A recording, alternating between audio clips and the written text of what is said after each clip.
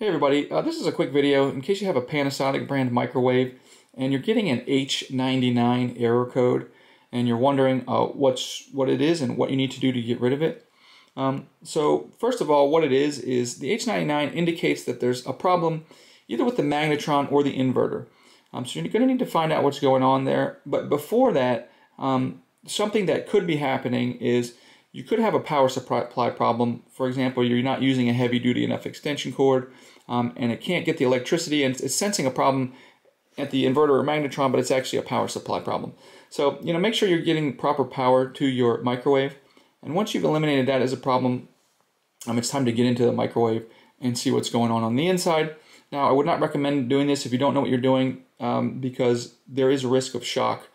There's a lot of electricity going through this thing. But the first thing you want to do is check your magnetron filament for continuity. If there's any opening in that circuit within the magnetron, you're just going to need to replace the magnetron. You could order them online. And then if you've eliminated, if the magnetron looks good, it's operating properly, then you've got a problem with the inverter, and you're going to have to figure out where the problem is on the inverter. So anyways, hope this video helped. Thanks a lot for watching. Have a great day.